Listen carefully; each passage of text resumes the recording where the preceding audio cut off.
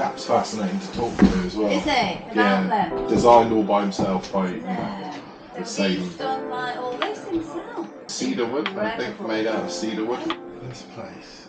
And so this was the first thing I made, but technically unbelievably challenging. How did I start this? I really want to create a social enterprise where teaching and mentoring people carpentry. So I think that's a really valid thing to do with your life. Saying to Linda that we came here and then because the camper van and the other exhibition that's going on, decided to go into that, and I walked around the whole of that for the last 2 hours. I'm exhausted. Everything looks the same. Yeah, it does, doesn't it? It's a shame, isn't it? Do you know, I think this is going to be a different way of living going forward. Yeah, I think it is. I think having clutter in your life, my missus, it doesn't drive me mental, but my missus is very much a neat piles kind of person.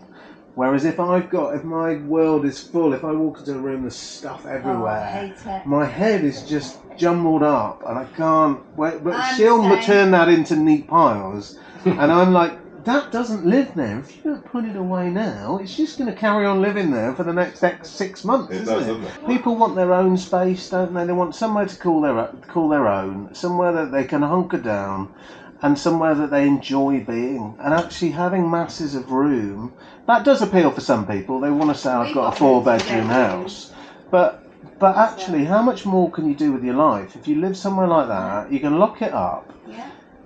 You know, and actually go and explore and... Once you go look at land and stuff like that. Yeah, and you can't live somewhere without...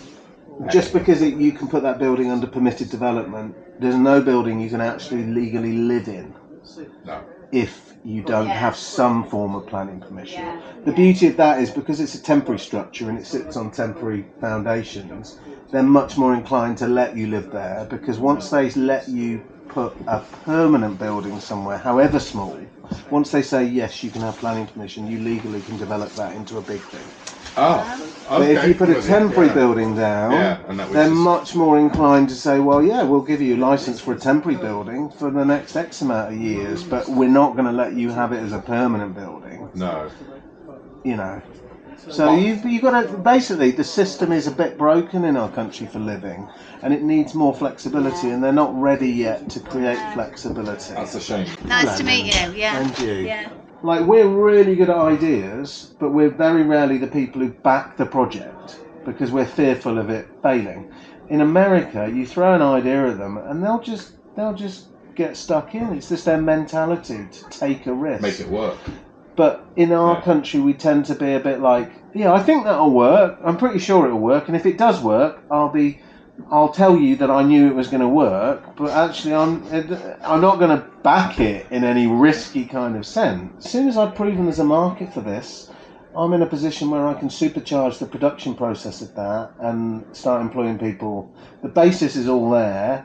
It just needs the money for me to do it. If I was being honest, I've got another 10 years with Narrowboat Life. I'm really comfortable with that. But I always think, what would happen when I get older? What's going to happen when I'm in the 60s? You got a couple of years on me. Once you get to 50, you are thinking bigger picture. I am, yeah. I never thought I would. Thinking, I need to consider, because actually 40 to 50 has gone quite quickly. So 50 to 60 might go quite quick. 40 to 50, mate, it's gone so quick.